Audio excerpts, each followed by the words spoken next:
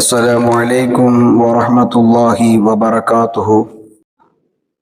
الحمد لله رب العالمين. اللهم صل وسلم على رسولك سيدنا مولانا محمد وعلى آل محمد وبارك وسلم. கண்ணியத்திற்கும் மிகுந்த மரியாதைக்கும் உரிய சகோதர சகோதரிகளே, அல்லாஹு தஆலா ஜும்மாவுடைய நாளை நமக்கு மிக புனிதமான ஒரு நாளாக அல்லாஹ் ஆக்கியிருக்கிறார். யூதர்களுக்கு யௌமுஸ் சபுத் சனிக்கிழமை நாளையும், நசாராக்களுக்கு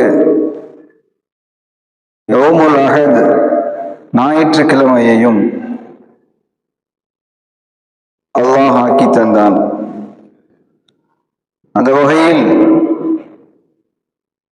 முஹம்மது ஸல்லல்லாஹு அலைஹி வஸல்லம் அவர்களுடைய உம்மத்தாகிய நமக்கு அல்லாஹு தஆலா யௌமுல் ஜும்ஆ வெள்ளிக்கிழமையை சிறப்பிற்குரிய நாளாக அல்லாஹ் ஆக்கி தந்திருக்கிறார். இந்த வெள்ளிக்கிழமை நாளை பற்றி சொல்லுகின்ற பொழுது, காலத்தால் நாம் பிந்தியவர்கள், கிழமையாலும் நாம் பிந்தியவர்கள். ஆனால் நாளை கியாமத்துடைய நாளையிலே சொர்க்கத்தில் நுழையக்கூடிய சமயத்தில் நாம் தான் முந்தியவர்கள் என்பதாக நபிகள் நாயகம் ஸல்லல்லாஹு அலைஹி வஸல்லம் அவர்கள் சொல்வார்கள். நபிகள் நாயகம் ஸல்லல்லாஹு அலைஹி வஸல்லம் அவர்கள் ஒரு ஹதீஸ்ல எப்படி சொல்வார்கள்? ഖൈറു யௌமின் தலஅத் அலைஹி ஷம்ஸு யௌமுல் ஜும்ஆ. சூரியன் உதிக்கக்கூடிய நாட்களிலேயே மிகச் சிறந்த நாள் ஜும்மாவுடைய நாள் தான்.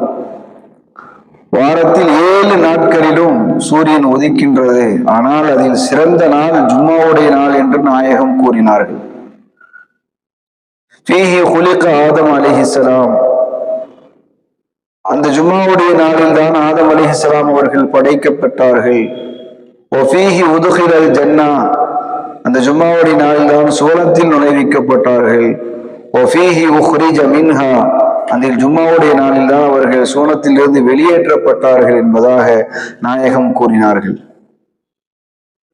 ஜும்மாவுடைய நாளை அல்லாஹு தஆலா சிறப்பிற்குரியதாக ஆக்கி இருக்கிறான் என்பதை இந்த ஹதீஸின் மூலமாக நாயகம் ஸல்லல்லாஹு அலைஹி வஸல்லம் அவர்கள் நமக்கு சொல்லித் தருகிறார்கள். இந்த ஹதீஸிலே எப்படி வருகிறது? லா தத்லுஉ ஷம்ஸு வலா தஹ்ருபு அலா யௌமின் அஃதலு மின் யௌமில் ஜும்ஆ. சூரியன் உதிக்கக்கூடிய, சூரியன் மறையக்கூடிய நாட்களில் மிகச் சிறந்த நாள் ஜும்மாவுடைய நாள் தான். இந்த 2 ஹதீஸிலும் நாம் பார்க்கின்றோம், ஜும்மாவுடைய நாள் தான் அனைத்து நாட்களிலும் மிகச் சிறந்த நாள் என்பதாக நாம் இந்த 2 ஹதீஸ்களிலும் பார்க்க முடிகின்றது. ஹதீஸிலே நாயகம் ஸல்லல்லாஹு அலைஹி வஸல்லம் எப்படி சொல்வார்கள்? வமா மின் தாபத்தின் இல்லா வஹிய தஃஸவு யௌமுல் ஜும்ஆ இல்லா ஹாதைனி ஸகலைன் அல் ஜின்னு வல் இன்ஸ். ஜும்மாவுடைய நாளை வந்துவிட்டால் அனைத்து உயிரினங்களும் நடுங்குகிறது. ஆனால் இந்த மனிதன், ஜின்னினம், இந்த 2ஐ தவிர, இந்த 2 சாரார்களை தவிர அனைத்து படைப்பினங்களும் ஜும்மாவுடைய நாள் வந்துவிட்டால் அவைகள் நடுங்குகிறது என்பதாக நாயகம் ஸல்லல்லாஹு அலைஹி வஸல்லம் அவர்கள் சொல்வார்கள். ஸஹீஹ் இப்னு ஹிப்பானிலே இது பதிவு செய்யப்பட்டிருக்கிறது. ஏனென்று சொன்னால் அந்த நாளில் தான் கியாமத் நிகழும் என்பதாக நாயகம் கூறினார்கள். எனவே ஜும்மாவுடைய நாள் வந்து விட்டாலே அனைத்து உயிரினங்களும் நடுங்க ஆரம்பித்து விடுகிறது. இன்று கியாமத் நாள் வந்து விடுமோ என்று சொல்லி. ஜும்மாவுடைய நாள் எப்படிப்பட்ட ஒரு நாள்! அதிலேதான் ஆதம் அலைஹிஸ்ஸலாம் அவர்கள் படைக்கப்பட்டார்கள். அதில் தான் அவர்கள் சுவனத்தில் நுழைவிக்கப்பட்டார்கள், சுவனத்திலிருந்து வெளியேற்றப்பட்டார்கள். இந்த பூமிக்கு வந்ததும் அன்றுதான். இந்த உலகம் அழியக்கூடிய நாளும் அந்த ஜும்மாவுடைய நாள் தான். அல்லாஹு தஆலா இந்த ஜும்மாவுடைய நாளிலே ஒரு சிறப்பை வைத்திருக்கிறான். எனவேதான் இந்த ஜும்மாவுடைய நாளை நமக்கு அல்லாஹ் தந்திருக்கிறான். இந்த ஜும்மாவுடைய நாளிலே இத்துணை பல விஷயங்களை அல்லாஹ் நிகழ்த்தி இருக்கிறார் என்பதை நாம் புரிந்து கொள்ள முடிகின்றது. ஒரு ஹதீஸிலே இப்படி இருக்கிறது, இது ஏழைகளுடைய ஈத் என்பதாக, இது அனைவருக்குரிய ஈது என்பதாக நபிகள் நாயகம் ஸல்லல்லாஹு அலைஹி வஸல்லம் அவர்கள் சொன்னார்கள், இன்ன ஹாதா யௌமு ஈதின் ஜஅலஹு அல்லாஹு லில் முஸ்லிமீன. நிச்சயமாக இந்த நாள் இருக்கிறது, இது ஈதுடைய நாள், இது ஒரு பெருநாள். இந்த ஜும்மாவுடைய நாள் என்பது ஒரு பெருநாள். முஸ்லிம்களுக்கு அல்லாஹ் இதை பெருநாளாக அல்லாஹ் ஆக்கி தந்திருக்கிறான்.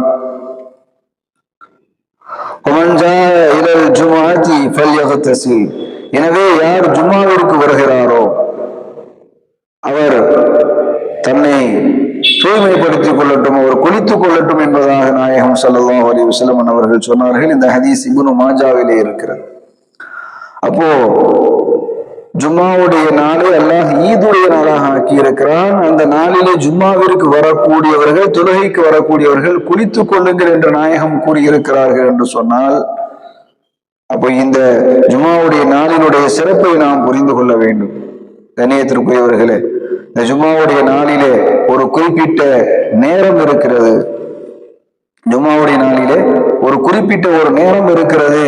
அந்த நேரத்திலே துவா ஏற்கப்படக்கூடிய ஒரு நேரம்.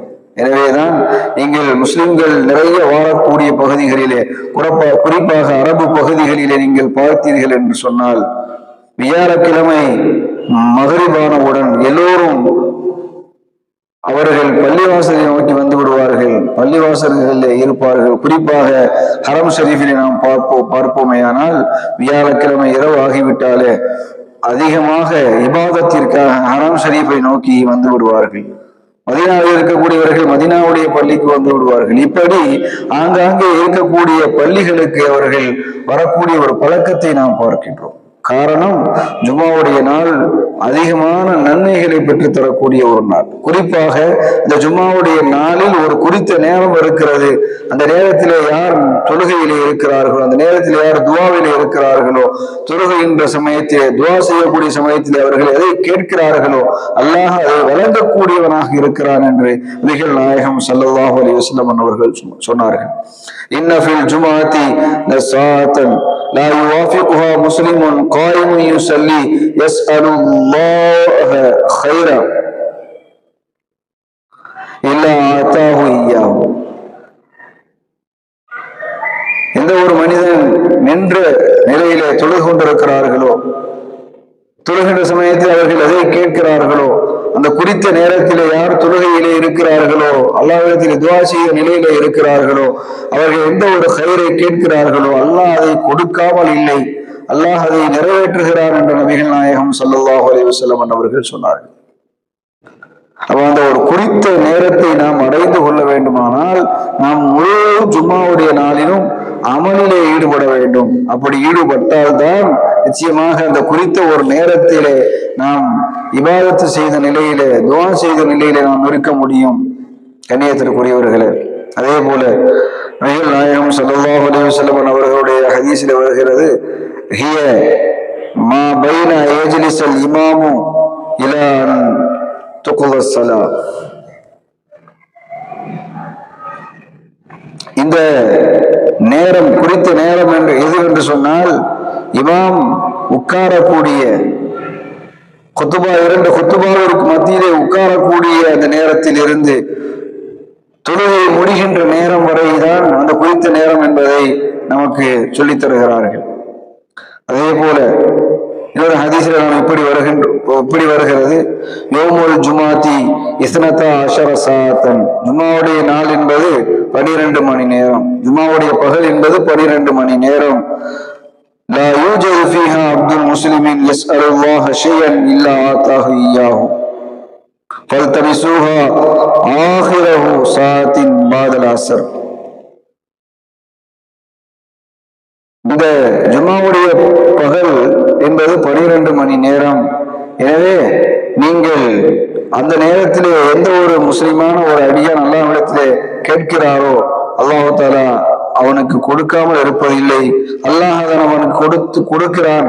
எனவே நீங்கள் ஜும்மாவுடைய நாளில் கடைசி நேரமாக இருக்கக்கூடிய அசருக்கு பின்னால் உள்ள நேரத்தை நீங்கள் பற்றி பிடித்துக் கொள்ளுங்கள் என்பதாக நபிகள் நாயகம் ஸல்லல்லாஹு அலைஹி வஸல்லம் அவர்கள் சொன்னார்கள். அந்த குறித்த நேரம் என்பது ஜுமாவுடைய அந்த நாளிலே கடைசி நேரமாக இருக்கக்கூடிய அசருக்கு பின்னால் இருக்கிறது என்பதாகவும் ஒரு குறிப்பு இருக்கிறது. நபிகள் நாயகம் ஸல்லல்லாஹு அலைஹி வஸல்லம் அவர்கள் ஜுமாவுடைய தொழுகை எத்தகையது என்பதாக சொல்கின்ற பொழுது இப்படி சொன்னார்கள்: அஸ்ஸலவாத்துல் ஹம்ஸு வல் ஜும்ஆத்து இலல் ஜும்ஆ வ ரமலானு இலா ரமலான் முகஃபிராத்துன் மா பைனஹுன்ன இதா இஜ்தனபல் கபாயிர். ஒவ்வொரு 5 நேர தொழுகையும் ஒவ்வொரு நாளும் ஒரு 5 நேர தொழுகைகள் பாவங்களை மன்னிக்க கூடியவையாக இருக்கின்றன. ஒரு மனிதன் ஃபஜ்ர் தொழுகிறார், ஃபஜ்ர் தொழுது விட்டு பிறகு லுஹர் தொழுகிறார் என்று சொன்னால் இந்த ஃபஜ்ருக்கும் லுஹருக்கும் இடையே உள்ள அந்த பாவங்கள் லுஹரின் மூலமாக மன்னிக்கப்படுகிறது. பிறகு அசர் தொழுகின்ற பொழுது அசரின் மூலமாக லுஹருக்கும் அசருக்கும் இடையில் நடந்த பாவங்கள் மன்னிக்கப்படுகிறது. பிறகு மகரிப் தொழுகின்ற பொழுது அசருக்கும் மகரிபுக்கும் இடையில் நடந்த பாவங்கள் மன்னிக்கப்படுகிறது. பிறகு இஷா தொழுகின்ற பொழுது மகரிபுக்கும் இஷாவிற்கும் இடையில் நடந்த பாவங்கள் மன்னிக்கப்படுகிறது. பிறகு ஃபஜர் தொழுகின்ற பொழுது இஷாவிற்கும் ஃபஜருக்கும் இடையில உள்ள பாவங்கள் மன்னிக்கப்படுகிறது. இப்படி ஒவ்வொரு தொழுகைகளும் இரண்டுக்கும் மத்தியில் உள்ள பாவங்களை அல்லாஹ்விடத்திலிருந்து மன்னிப்பை பெற்று தரக்கூடியதாக இருக்கிறது. ஒரு ஒரு ஜுமாவை நிறைவேற்றினார், பிறகு அடுத்த ஜுமாவை நிறைவேற்றுகிறார் என்றால் இந்த இரண்டிற்கும் இடையில் உள்ள பாவங்கள் இந்த ஜுமாவுடைய தொழுகையின் மூலமாக மன்னிக்கப்படுகிறது.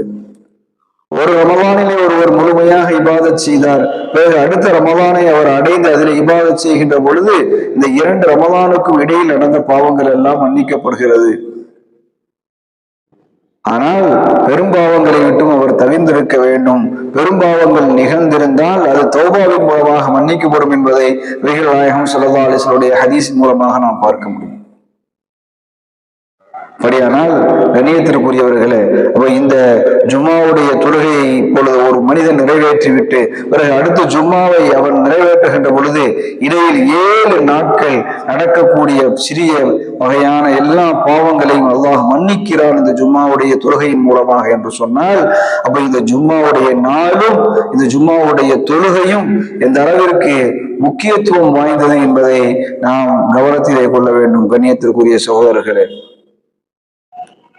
நபிகள் நாயகம் ஸல்லல்லாஹு அலைஹி வஸல்லம் அவர்கள் ஜும்மாவுடைய அந்த நாள் வந்துவிட்டால் வழக்கமாக ஓதக்கூடிய சூறாக்களை அன்று ஓத மாட்டார்கள். அன்று அலீஃப் லாம் மீம் என்று சொல்லக்கூடிய அந்த 21வது ஜுஸிலே வரக்கூடிய அந்த சஜிதாவுடைய சூறாவை ஓதுவார்கள். பிறகு 2வது ரக்காயத்திலே 29வது ஜுஸிலே வரக்கூடிய ஹல்லதாலல் இன்சானி ஹீனு மினத் தஹ்ரி என்ற அந்த சூறாவை ஓதுவார்கள். ஏன் அன்று மட்டும் இந்த சூறாவை ஏன் ஓதுகிறார்கள், ஒவ்வொரு வாரமும் இதை ஏன் ஓதுகிறார்கள் என்று சொன்னால், அந்த நாள் சிறப்பிற்குரிய நாள். அந்த நாளையிலே நீண்ட ரக்காத்துகளை தொழுது அல்லாஹ்விடத்திலே அதிகமான நன்மையை பெற வேண்டும் என்ற ஒரு நோக்கிலே நாயகம் ஸல்லல்லாஹு அலைஹி வஸல்லம் அவர்கள் ஓதி இருக்கிறார்கள். அப்போ வெள்ளிக்கிழமை சிறப்பிற்குரிய நாள் என்பதை எப்பொழுதும் ஓதாத ஒரு சூறாவை வழக்கமாக நீண்ட ஒரு சூறாவை ஓதுகிறார்கள் என்று சொன்னால், ஒவ்வொரு ஜும்மாவிலும் அதை ஓதுகிறார்கள் என்று சொன்னால், ஜும்மாவுடைய நாள் முக்கியத்துவம் வாய்ந்தது, நன்மைகளை தரக்கூடியது என்பதை நாயகம் ஸல்லல்லாஹு அலைஹி வஸல்லம் அவர்கள் நமக்கு இதன் மூலமாக உணர்த்துகிறார்கள். ஹதீஸில் எப்படி வருகிறது: அக்ஸிரு ஸலாத அலைய யௌமல் ஜும்ஆ வ லைலத்துல் ஜும்ஆ ومن صلى علي صلاة صلى الله عليه عشرا. ஜும்மாவுடைய நாள் வந்துவிட்டால் நீங்கள் என் மீது அதிகமாக ஸலவாத்துகள் சொல்லுங்கள். ஜும்மாவுடைய பகலிலும் ஜும்மாவுடைய இரவிலும் நீங்கள் அதிகமாக ஸலவாத்துகள் சொல்லுங்கள். யார் என் மீது ஒரு முறை ஸலவாத்து சொல்லுவாரோ அல்லாஹு தஆலா அவருக்கு 10 முறை ரஹ்மத்தை செய்கிறான் என்பதாக நபிகள் நாயகம் ஸல்லல்லாஹு அலைஹி வஸல்லம் அவர்கள் சொல்லுகிறார்கள். ஜும்மாவுடைய நாளிலே நீங்கள் அதிகமாக ஸலவாத் சொல்லுங்கள் என்று சொல்லி இருக்கிறார்கள் என்று சொன்னால், ஜும்மாவுடைய நாள் சிறப்பிற்குரிய நாள் என்பதை நாம் இந்த ஹதீஸின் மூலமாக நாம் புரிந்து கொள்ள முடியும். நபிகள் நாயகம் ஸல்லல்லாஹு அலைஹி வஸல்லம் அவர்கள் சொல்வார்கள்: அல் குஸ்லு யௌமுல் ஜும்ஆ வாஜிபுன் அலா குல்லி முஹ்தலிம். குளிப்பு கடமையாக இருக்கக்கூடிய ஒவ்வொருவரும் ஜும்மாவுடைய நாளிலே குளிப்பது வாஜிபாக இருக்கிறது. தன்னை அவர் தூய்மைப்படுத்திக் கொள்வது கட்டாயமாக இருக்கிறது. அவர் நறுமணத்தை பெற்றுக் கொண்டால் அவர் பூசிக்கொள்ள வேண்டும் என்பதை, நறுமணத்தையும் பூசிக்கொள்ள வேண்டும் என்பதை நபிகள் நாயகம் ஸல்லல்லாஹு அலைஹி வஸல்லம் அவர்கள் சொல்லி இருக்கிறார்கள் என்றால் இந்த ஜும்மாவுடைய நாள் சிறப்பிற்குரியது என்பதை நாம் நிறைய ஹதீஸ்களின் மூலமாக இப்படி புரிந்து கொள்ள முடியும். நபிகள் நாயகம் ஸல்லல்லாஹு அலைஹி வஸல்லம் அவர்கள் சொன்னார்கள், ஜும்மாவுடைய நாளிலே இமாம் குத்பாவிற்காக வெளியேறிவிட்டால், இமாம் குத்பா கொடுப்பதற்காக மிம்பரை நோக்கி நகர்ந்து விட்டால், மிம்பரிலே ஏறிவிட்டால் நீங்கள் வாய் மூடி இருங்கள். அவர் குத்பா முடித்து கீழே இறங்குகின்ற வரை நீங்கள் வாய் மூடி இருங்கள். பிறகு தொழுகையை நிறைவேற்றுங்கள். தொழுகையை நிறைவேற்றியதற்கு பிறகு உங்களுடைய பாவங்களை அது மன்னிக்க கூடியதாக இருக்கிறது என்பதாக சொன்னார்கள். யார் ஜும்மாவுடைய நாளிலே அமைதியாக இருந்து இமாம் குத்பா கொடுக்கின்ற பொழுது மிம்பரிலே ஏறியதற்கு பிறகு மௌனமாக குத்பாவை கேட்டு தொழுது முடிக்கிறாரோ அந்த தொழுகை அவருடைய பாவங்களுக்கு பரிகாரமாக ஆகிவிடுகிறது என்று நாயகம் ஸல்லல்லாஹு அலைஹி வஸல்லம் அவர்கள் சொன்னார்கள். ஹதீஸ்ல இப்படி வருகிறது, மன் கரா சூரத்தல் கஹ்ஃபி யௌமல் ஜும்ஆ அல்லாஹ் லஹு மினன் நூரி மா பைனல் ஜும்ஆத்தைன். யார் சூரத்துல் கஹ்ஃபை ஜும்மாவுடைய நாளிலே ஓதுகிறாரோ அது அல்லாஹ் தஆலா அதை அவருக்கு ஒளியாக ஏற்படுத்துகிறான், ஒளியாக ஆக்குகிறான். அடுத்த ஜும்மாவரை அது அவருக்கு ஒளியாக இருந்து கொண்டிருக்கிறது என்று நபிகள் நாயகம் ஸல்லல்லாஹு அலைஹி வஸல்லம் அவர்கள் சொன்னார்கள். அப்போ இத்தனை ஹதீசுகளின் மூலமாக ஜும்மாவுடைய நாளினுடைய சிறப்பை, ஜும்மாவுடைய தொழுகையினுடைய சிறப்புகளை நாம் புரிந்து கொள்ள முடியும்.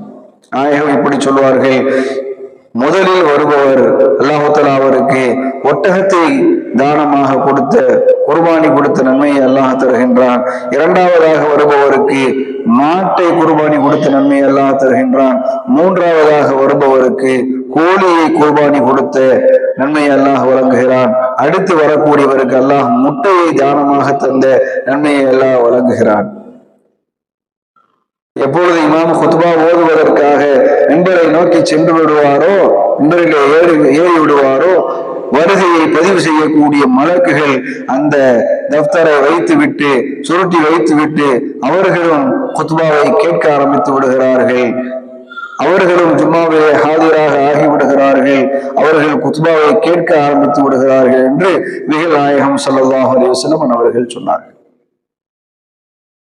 அப்படியானால் இந்த ஜும்மாவுடைய தொழுகையை எந்த அளவிற்கு கவனத்தோடும் அமைதியோடும் நாம் நிறைவேற்ற வேண்டும் என்பதை நாம் புரிந்து கொள்ள வேண்டும். இன்னொரு ஹதீஸிலே வருகின்றது, நிறைய நபர்கள், நிறைய கூட்டத்தார்கள் ஜும்மாவுடைய நாளிலே பொழுதுபோக்குத்தனமாக இருக்கிறார்கள். ஜும்மாவுடைய தொழுகையை அவர்கள் விடுகிறார்கள். அப்படி விட்டார்கள் என்று சொன்னால் லயஹ்தமன்னல்லாஹு அலா குலூபிஹிம் சும்ம லயகூனன்ன மினல் காஃபிலீன். ஜும்மாவுடைய குத்பாவிற்கு வராமல், ஜும்மாவுடைய தொழுகைக்கு வராமல் சிலர்கள் புறக்கணிக்கிறார்கள், சிலர்கள் கவனக்குறைவாக இருக்கிறார்கள். அப்படி இருந்தார்கள் என்று சொன்னால் அவர்கள் கவனக்குறைவாளர்களாக, பொடுபோக்காளர்களாக ஆகிவிடுவார்கள் என்பதை நபிகள் நாயகம் ஸல்லல்லாஹு அலைஹி வஸல்லம் அவர்கள் சொன்னார்கள். கண்ணியத்திற்குரியவர்களே, ஜும்மாவுடைய நாள், ஜும்மாவுடைய தினம் என்பது, ஜும்மாவுடைய தொழுகை என்பது எவ்வளவு சிறப்பு வாய்ந்தது, நன்மைக்குரியது என்பதை நாம் புரிய வேண்டும். அல்லாஹு தஆலா எந்த ஒரு ஜும்மாவையும் நாம் விடாமல் குத்பாவிலே பயானிலேயே கலந்து கொண்டு கடைசி வரை தொழுகையை முடிக்கின்ற வரை நாம் அமைதியாக இருந்து ஜும்மாவிற்கு சொல்லப்பட்ட அனைத்து ஒழுங்குமுறைகளையும் பேணி தொழக்கூடிய பாக்கியத்தை அல்லாஹு தஆலா நம் அனைவருக்கும் தந்தருள் புரிவானாக. ஆகிர் தஅவானா அல்ஹம்துலில்லாஹி ரப்பில் ஆலமீன். அஸ்ஸலாமு அலைக்கும் வரஹ்மத்துல்லாஹி வபரகாத்துஹு.